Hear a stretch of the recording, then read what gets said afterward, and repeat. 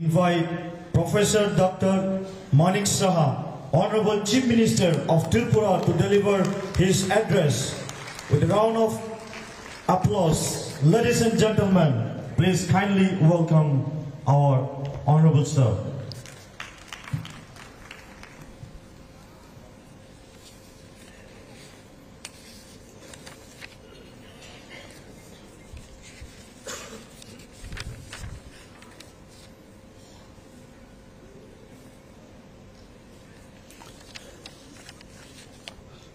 সবাইকে নমস্কার।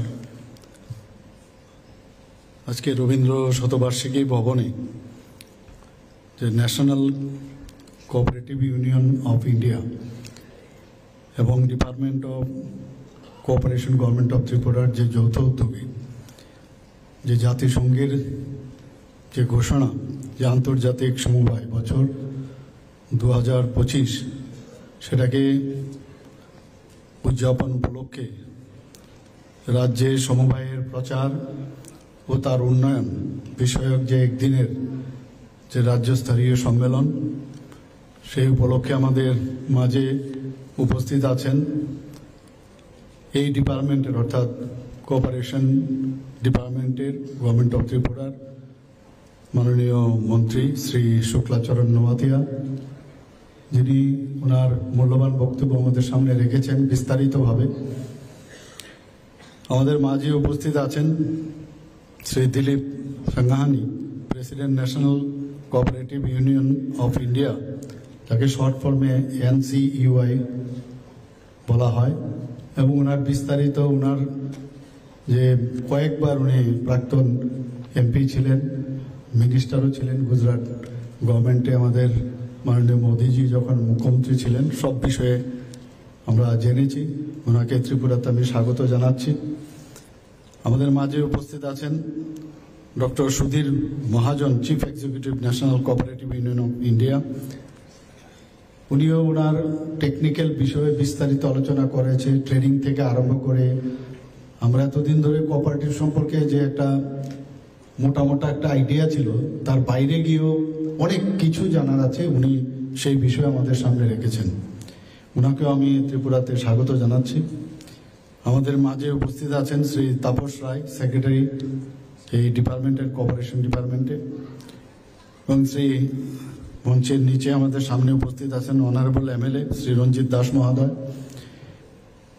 এবং অনারেবল MLA শ্রী ময়লাপুর মহক, এবং বিভিন্ন যে পাবলিক সেক্টর আন্ডারটেকিংস আমাদের PSUগুলো আছে, চেয়ারম্যান বৃন্দরা এবং বিশিষ্ট ব্যক্তিরা, স্টুডেন্টরাও এখানে দেখলাম পার্টিসিপেশন করেছে, তারাও এখানে উপস্থিত।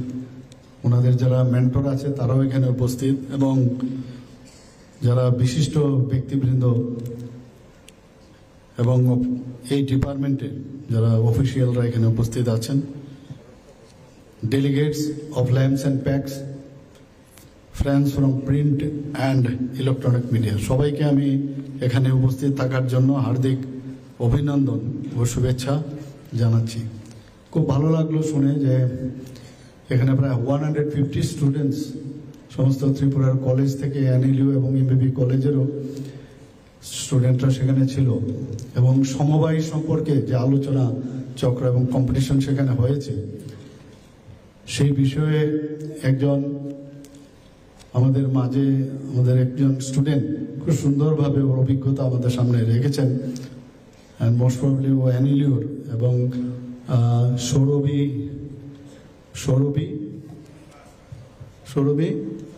সরকার, উনি ওনার বক্তব্য আমাদের সামনে বলেছেন ওনার এক্সপিরিয়েন্স।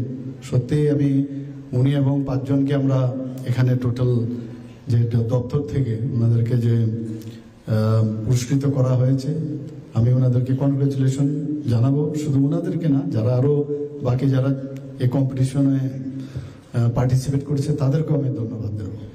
কারণ এই ধরনের যে প্রোগ্রাম, এই প্রোগ্রামের মূল উদ্দেশ্য হচ্ছে একটা জনসচেতনতা, মানুষের মধ্যে সমবায় সম্পর্কে যে অ্যাওয়ারনেস, আমাদের অ্যাওয়ারনেসের কারণে অনেক কিছু আমরা জানি না।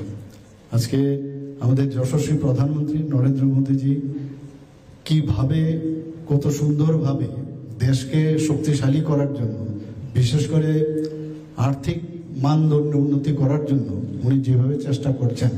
কিছুদিন আগেও আমরা এখানে যখন 72nd এনইসির প্ল্যানারি সেশন এখানে হয়েছিল, তার ফাঁকে উনি যেহেতু আমাদের হোম মিনিস্টার সাহেবজি, উনিও এই দপ্তরের মন্ত্রী, ইউনিয়ন মিনিস্টার, তো সেখানেও কিন্তু এত সুন্দরভাবে একটা আয়োজন ছিল। সমস্ত সমবায় সমিতির সাথে যুক্ত সমস্ত যারা মানে চেয়ারম্যান থেকে আরম্ভ করে, মেম্বার থেকে আরম্ভ করে যারা যুক্ত ছিলেন সবাই সেখানে সেদিন এসেছিলেন, এবং সেই সম্পর্কেও কিন্তু আমাদের বেশ একটা আইডিয়া আমরা হয়েছিল। আমি আশা করব সেইগুলোর আমরা এই যে সমবায় যে আন্দোলন, আমি বলবো একটা আন্দোলন হচ্ছে সেই, এবং যেটা আমাদের প্রেসিডেন্ট সাহেব বলার চেষ্টা করেছেন রক্তপাতহীন আন্দোলন, এটা কিন্তু বোঝা যায় না এই আন্দোলনের মাধ্যমে সমাজ কিভাবে শক্তিশালী হবে। বিশেষ করে গ্রামে এই সমবায়ের যে সমিতিগুলো আছে সেগুলোকে যদি শক্তিশালী করা যায়, আমাদের আজকে 5ম স্থানে, আমাদের অর্থনৈতিক দিক দিয়ে সারা পৃথিবীর মধ্যে আমাদের 5ম স্থানে, 11 থেকে 5ম স্থানে মাননীয় প্রধানমন্ত্রীজির শাসনকালে সেটা সম্ভব হয়েছে। এখন 3য় স্থানের জন্য আমরা চিন্তা করছি অর্থনৈতিকভাবে, এবং এই সমবায় সেক্টর যদি উন্নতি হয় তবে কিন্তু আমরা এই 3য় স্থানে আগামী দিনে আমরা নিশ্চয়ই, আমি নিশ্চিত সেটা হবেই, এবং আমরা সেই দিকে আমাদের কাজ করতে হবে। কিন্তু সেটা মুখে বললে হবে না, আমাদের কাজেও সেটা কিন্তু দেখাতে হবে। এখানে আজকের যে এই ধরনের যে একদিনের রাজ্যস্তরীয় সম্মেলন, তার যে মূল উদ্দেশ্য, সেখানে যে সাকসেসগুলো এসছে এই সমবায়ের মাধ্যমে, সাকসেসগুলো নিয়ে আলোচনা করা। নিশ্চয়ই আপনারা এই বিষয়ে আলোচনা করেছেন, অনেকে আমার পূর্ববর্তী বক্তারাও বলেছেন, এবং সেই সাকসেসগুলো এবং আনসাকসেস যে বিষয়গুলো সেটিও কিন্তু আলোচনা করা দরকার। শুধু সাকসেস নিয়ে যদি আমরা কথা বলি তাহলে অনেক সময় দেখা যায় 100টার মধ্যে 50টা মাত্র সাকসেস রেট, কিন্তু বাকিগুলো আনসাকসেস। তো আনসাকসেসগুলো কেন আনসাকসেসফুল হলো সেই স্টোরিগুলো নিয়েও আমাদের কথা বলা উচিত, এবং সেখানে আমরা সবসময় জানি failure is the pillar of success. কাজে এখান থেকে কেন সে আনসাকসেস হলো সেইগুলোর বিষয়ে আরো বেশি দৃষ্টি আকর্ষণ করা, এবং এই সম্মেলনে সেইগুলো মেইন উদ্দেশ্য হওয়া উচিত। শুধু তাই নয়, এই সম্মেলনের মধ্যে আগামী দিনে আমাদের দিশা কি হবে, আমাদের নির্দেশিকা কি হবে, কি গাইডলাইন আমরা নিয়ে চলবো, সেগুলো যারা কেন্দ্রীয় নেতৃত্বরা এখানে এসছেন তারা আপনাদের দিয়েছেন। তারপরেও আমি আশা করব সেইগুলোকে আমাদের স্টেট লেভেল থেকে আমাদের যে ডিপার্টমেন্ট আছে, এখানে সেক্রেটারি মহোদয় আছেন, সেটাকে যেন এখানে খালি আজকের একদিনের সম্মেলন করে বাড়ি চলে গেলাম সেটা যেন না হয়। প্রতিটা জিনিস নিয়ে আলোচনা করা, এবং কি কি গাইডলাইন, কি কি ফ্যাসিলিটিস আমাদের এই সেন্ট্রাল গভর্নমেন্ট থেকে আমাদের দেবে আগামী দিন, সেইগুলো যেন কার্যকরী হয় সেই বিষয় নিয়ে আজকের এই সম্মেলন থেকে আমাদের আলোচনা করা উচিত। এবং আমি আশা করি যে এটাকে এতদিন ধরে আমরা মানে এই কোঅপারেটিভ ডিপার্টমেন্টকে নিয়ে আমরা সবসময় ছোটবেলার থেকে দেখে এসেছি যে সেটার মধ্যে যেন প্রাণ যেন ছিল না, একেবারেই প্রাণহীন একটা সমবায়। এখন কিন্তু এই জায়গার মধ্যে নেই। জবের থেকে আমাদের মোদিজি এসছেন, এবং 2021-এ যখন এটার আলাদা করে মন্ত্রক ডেভেলপ করে, সেই মন্ত্রকের যে ইনচার্জ হিসাবে অমিত শাহজি যখন এটা কার্যভার নিলেন, তারপরে কিন্তু তার মধ্যে একটা দেখা গেল একটা ভাইব্রেন্ট এই সমবায় সমিতিগুলো হচ্ছে। এখানে এই আমাদের ত্রিপুরা সরকারের এই দপ্তর প্রতি বছরই সমবায় সপ্তাহ পালন করেন, এবং সেই সব পালনের মাধ্যমে বিভিন্ন আলোচনা হয়, যেটা একটু আগে আমি বললাম যে স্টুডেন্টসদের নিয়ে বিভিন্ন আলোচনা হয়েছে, কম্পিটিশন হয়েছে, প্রতিযোগিতাও হয়েছে, তারা যারা সামাজিক অনুষ্ঠানও করে থাকে।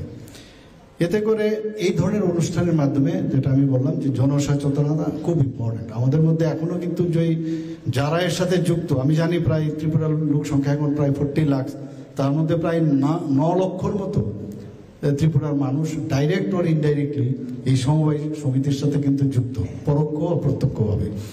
কিন্তু বাকি লোকগুলো কিন্তু কিছুই জানে না। তো যতক্ষণ ধরে আমার টার্গেট যদি আমি দেখি যে মানে অ্যাডাল্ট পার্সন আমি যদি ধরি বা যারা যুবক যুবতীরা আছেন তাদের পার্সেন্টেজ যদি আমরা ধরি, তাহলে আরও আমাদের 25 থেকে 30 লক্ষ লোকের টার্গেট করে তাদের মাধ্যমে এই সমবায় সমিতির যে আন্দোলন তাদের মধ্যে আমাদের নিয়ে যেতে হবে। তবেই এই যে তৃতীয় স্থানে যাওয়ার যে বিষয় অর্থনৈতিকভাবে সেটা সম্ভব হবে। তো আজকের এই আলোচনায় সেগুলো আসা উচিত এবং আগামী দিন আমরা কিভাবে মানুষকে একাত্ম করব সেই বিষয়ে আলোচনা হওয়া উচিত। আজকের এই সম্মেলনের বিষয় promotion and development of cooperative in Tripura state. তো আগে বিষয় আলোচনা হয়েছে, আমি আর সেটাকে রিপিট করতে চাইছি না। এবং সমবায় মন্ত্রক, সমবায়ের মাধ্যমে সমৃদ্ধি, এই যে একটা স্লোগান, সেই স্লোগানকে সামনে রেখে এই আন্দোলনকে যাতে আরো শক্তিশালী করা যায় সেই বিষয়ে বিভিন্ন যেসব চিন্তাভাবনা এখন নেওয়া হচ্ছে, সেটা আমি আশা করি যে সেই প্রয়াস আগামী দিনে সাকসেসফুল হবে। সারা দেশে সমবায় সমিতিগুলোর যে আর্থসামাজিক যে মনোন্নয়, তার জন্য প্রায় 54টি বিভিন্ন ধরনের পজিটিভ যে উদ্যোগ গ্রহণ করেছেন। তার মধ্যে যেগুলো অলরেডি আমার পূর্ববর্তী বক্তব্যের মধ্যে মাননীয় মন্ত্রী বাহাদুরও কিছু আলোচনা রেখেছেন, যে কম্পিউটারাইজেশনের মাধ্যমে প্যাক্স যে আমাদের সমিতিগুলো আছে সেগুলোকে শক্তিশালী করা। আমাদের ত্রিপুরাতে অলরেডি এটা প্রায় আমরা যে লক্ষ্য 100% স্যাচুরেশন যাতে আসে সেই দিশায় আমরা কাজ করছি এবং সেটা অবশ্যই আমাদের করতে হবে। এবং প্যাক্সগুলোর আগে স্পেসিফিক যে বিষয় ছিল সেইগুলো নিয়ে কাজ করত। এখন বলা হচ্ছে যে না, এটা বহুমুখী ধরনের জন্য মডেল সেটা তৈরি হবে এবং তার জন্য বিধিও তৈরি করতে হবে, সেই চিন্তা ভাবনাও এখন আছে। পঞ্চায়েত এবং গ্রামে এই ধরনের বহুমুখী প্যাক্স, যেমন দুগ্ধ মৎস্য সমবায় সমিতি প্রতিষ্ঠা করা, প্যাক্সের মাধ্যমে পরিষেবা প্রতিষ্ঠা করা, কমন সার্ভিস সেন্টার যেটা এখন আমাদের ত্রিপুরাতে অনেক জায়গায় শুরু হয়েছে, কিন্তু যাতে আমাদের এই প্যাক্স এবং ল্যাম্পস মাধ্যমে সেগুলো যাতে আরো বেশি করে করা যায়, তাহলে অনেকটা ট্রান্সপারেন্সি হবে এবং এতে করে দুর্নীতির যে বিষয় থাকে সেটা কিন্তু অনেকটা রোখা যাবে। এখানে যে আমাদের শস্য সংরক্ষণ কেন্দ্র গঠন করার বিষয়ে আলোচনা হয়েছে, যে আমি যে বললাম প্রায় 54 যে বিভিন্ন পজিটিভ ডিসিশন নেওয়া হয়েছে, তার মধ্যে বিশেষ কয়েকটা বিষয় আমি এখানে আলোচনা করছি। তো যেহেতু শস্য সংরক্ষণের ক্ষেত্র যদি সেখানে গোডাউন রাখা যায় এবং ল্যাম্পস এবং প্যাক্স সমবায় সমিতির মাধ্যমে, এবং অলরেডি কয়েকটা জায়গায় ত্রিপুরার শুরু হয়ে গেছে, সেখানেও সেই ব্যবস্থা হয়েছে। এপিও গঠন হয়েছে, ফার্মার্স প্রডিউসিং অর্গানাইজেশন, সে যে কৃষকের যে উৎপাদন, সেই উৎপাদনগুলো নিয়ে ঠিক প্রপার জায়গায় রাখার জন্য, যেটা আমি বললাম যে থাকার যে গোডাউন সেইগুলো যাতে হয়। এলপিজি ডিস্ট্রিবিউশন, এখন তো আগে তো আমরা এগুলো ভাবতেই পারতাম না, আমরা ভাবতাম যে সাধারণ মানুষ বা বিশেষ ক্যাটাগরির লোক তারাই খালি অ্যাপ্লাই করতে পারবে। এখন কিন্তু LPG distribution, petrol and diesel ডিলারশিপও ল্যাম্পস অ্যান্ড প্যাক্সকে তাদেরকে অনুমোদন দেওয়া হয়েছে। ত্রিপুরার থেকেও আমার কাছে যা খবর আছে অনেক জায়গায় তার কাজকর্ম শুরু হয়েছে। কারণ এই ল্যাম্পস অ্যান্ড প্যাক্সকে যদি আর্থিকভাবে তাদের উন্নতি করতে হয়, তবে তারা কিন্তু অনেকটা বেশি স্বাবলম্বী হবে। ওরা যদি স্বাবলম্বী হয় তো অন্যদেরকেও স্বাবলম্বন করতে হবে, সেই দিশায় আমাদের কেন্দ্রীয় সরকারও চিন্তা ভাবনা করছেন, আমাদের স্টেট গভর্নমেন্টও সেভাবে চিন্তা করছেন। শুধু তাই নয়, আরও কয়েকটা বিষয়ে খুব ইম্পর্টেন্ট। প্রধানমন্ত্রী কিষাণ সমৃদ্ধি কেন্দ্র, প্যাক্সকে যাতে উন্নতি করা যায়, আমাদের মাননীয় মন্ত্রী বাহাদুর সেই বিষয়ে বলেছেন। সেখানে PMKSK অর্থাৎ প্রধানমন্ত্রী কিষাণ সমৃদ্ধি কেন্দ্র, আয়কর ছাড়া ইনকাম ট্যাক্স যারা প্যাক্স এবং ল্যাম্পসের মাধ্যমে কাজ করবে, যা আয় হবে তাতে আয়কর যাতে ইনকাম ট্যাক্সের ছাড় দেওয়া হয়, সেই বিষয়েও অলরেডি আলোচনা হয়েছে। আমি আশা করি সেই বিষয়টা হবে। এখানে নতুন জাতীয় সমবায় নীতি তৈরি করা হবে। শুধু তাই নয়, সমবায়কে কেন্দ্র করে আমি বারবার যেটা আমি যতটুকু বুঝেছি যে ভারতকে শক্তিশালী করার এই সমবায় মাধ্যমে ভারতকে শক্তিশালী আমরা আগামী দিন গ্রাম স্তরে 75% তো গ্রাম আমাদের সারা ভারতবর্ষে, তো সেখানে যদি আমাদের শক্তিশালী হয় তাহলে রাজ্য যেমন শক্তিশালী হবে, দেশও সেভাবে শক্তিশালী হবে। এবং সমবায়কে কেন্দ্র করে আমাদের রাজ্য দারিদ্র্যমুক্ত গঠন করা সম্ভব হবে। শুধু তাই নয়, দুর্নীতিমুক্ত গঠন করা যাবে, যেখানে উগ্রপন্থীর বিষয় আপনারা জানেন কিছুদিন আগে এনএলএফটি এবং এটিটিএফ এরা আমাদের কাছে সারেন্ডার করেছে এবং আমরা বলতে পারি এখন ত্রিপুরাতে এখন মানে এই টেররিস্ট মুক্ত ত্রিপুরা।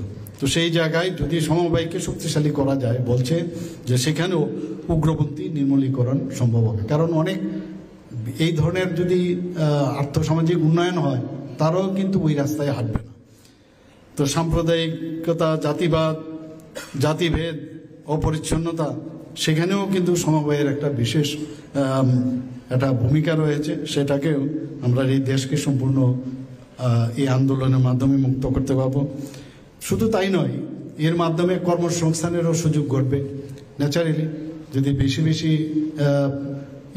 এই ধরনের সমবায় সমিতি হবে, সেখানে কর্মসংস্থানের সুযোগ হবে এবং প্রকৃতপক্ষে আমরা যে বলছি সুশাসন প্রতিষ্ঠা করা উচিত এবং সেই সুশাসনেরও প্রতিষ্ঠিত হবে। আমরা যে এখানে যাতে সহজ সরলভাবে সমবায় ব্যাংকগুলো আছে তাদের মাধ্যমে ল্যাম্পস এবং প্যাক্সের মাধ্যমে যারা গরিব দরিদ্র প্রান্তিক কৃষক, শ্রমজীবী মানুষ, মেহনতি মানুষ, তাদেরকে যাতে সহজ শর্তে তাদেরকে লোন দেওয়া যায় এই সমবায়ের মাধ্যমে, সেটা অবশ্যই একটা বিরাট ব্যবস্থা। এবং এতে করে মাঝখানে যারা সুদখোর মহাজন আমরা আগে শুনতাম, তাদের থেকে কিন্তু এই সমবায়ের আন্দোলনের মাধ্যমে তার থেকে আমরা দূরে থাকতে পারব। এবং শুধু তাই নয়, এই সমবায় আন্দোলনের মাধ্যমে আমাদের মেলবন্ধনও কিন্তু অনেক বেশি সুদৃঢ় হয়। আজকে এখানে কোনো বিষয়ে যখন আলোচনা হবে, যখন গ্রামে গঞ্জে একজন একজনের সাথে কথা বলবে, তাতে করে তাদের যে অটুট মেলবন্ধন, তাদের মধ্যে যে আত্মিক রিলেশন, সেটাও কিন্তু অনেক, আমার মনে হয় যেটা অনেক বেশি সমৃদ্ধ হবে। জাতি, ধর্ম, বর্ণ নির্বিশেষে স্বচ্ছতা বজায় রেখে সমবায় ব্যবস্থা প্রতিষ্ঠা করাই আজ মানে এখন মাননীয় প্রধানমন্ত্রী জি চাইছেন, সেটাই এই সমবায়ের যে আন্দোলন তার মূল লক্ষ্য। আপনারা সবাই জানেন হয়তোবা 1949 সালে কাঞ্চনপুরে প্রথম, এখানে কাঞ্চনপুর মহকুমায় প্রথম স্বস্তি সমবায় সমিতি গঠন করা হয়। নিশ্চয়ই আপনারা জানেন। ওনাদের এখনো অনেক সমস্যা আছে, আমার কাছে প্রায়শ আছে। নিশ্চয়ই আমরা এই বিষয়গুলো আমরা দেখব। আমি মাননীয় আমাদের গৃহমন্ত্রীজির সাথেও বিষয়টা আমি কথা বলেছি। উনি বলেছেন যে আপনি সমস্ত কাগজপত্র নিয়ে আমার কাছে আসুন। তো সেই বিষয়টাও আমরা জানি এবং তখন থেকে শুরু হয়েছে। আর এখন পর্যন্ত বর্তমান রাজ্যে মোট 4305টি বিভিন্ন যে পেশাভিত্তিক সমবায় সমিতি রয়েছে রাজ্যে। এই যে আমাদের যে ডাইরেক্টলি ওর ইনডাইরেক্টলি এত লক্ষ লোক, প্রায় 9 থেকে 10 লক্ষ লোক আমাদের সাথে এই সমবায় আন্দোলনের সাথে যুক্ত রয়েছে। তো সেই তাদের যদি আমরা শক্তিশালী যদি আমরা করতে পারি, তাহলে এই যে খালি চাকরি লাগে, সেই চাকরির পেছনে কেউ ঘুরবে না এবং তারা কিন্তু জব সিকার না হয়ে তারা উল্টো মানে এন্টারপ্রেনার হবে, সেই দিশাও কিন্তু এখানে কাজ করবে। সহকার সে সমৃদ্ধি, এ বিষয়ে আমার পূর্ববর্তী বক্তা বলেছেন। এটাকে, এই মিশনকে সামনে রেখে রাজ্য সরকারের সমবায় দপ্তর কাজ করছে এবং এখানে বিশেষ করে কৃষি, দুগ্ধ উৎপাদন, মৎস্য এবং হস্ত কারুশিল্প, পশুপালন এবং মাল্টিপারপাস যে সমিতিগুলো সেখানে তৈরি হয়েছে। আমি আশা করি যে আজকের যে সমবায় আন্দোলনের মাধ্যমে আমাদের মাননীয় প্রধানমন্ত্রী শ্রী নরেন্দ্র মোদীজি যে ওনার যে মার্গদর্শন এবং যশস্বী গৃহমন্ত্রী অমিত শাহজির নেতৃত্বে যে সমবায় আন্দোলন নতুনভাবে হচ্ছে, সেটা অবশ্যই ফলপ্রসূ হবে এবং আজকের এই সম্মেলনকে আমি সাফল্য কামনা করে আমি আমার বক্তব্য শেষ করছি। সবাইকে অসংখ্য ধন্যবাদ। নমস্কার। জয় হিন্দ। आज के इस कार्यक्रम के मुख्य अतिथि राज्य के जनप्रिय मुख्यमंत्री महोदय प्रोफेसर डॉक्टर मानिक शाह जी को बहुत बहुत धन्यवाद। उनके मूल्यवान वक्तव्य हम सभी के साथ साझा करने के लिए, साथ ही अपने मूल्यवान वक्तव्य के माध्यम से उपस्थित सभी का प्रोत्साहन बढ़ाने के लिए, सभी को उत्साहन करने के लिए बहुत बहुत आभार। Ladies and gentlemen, with this we have come to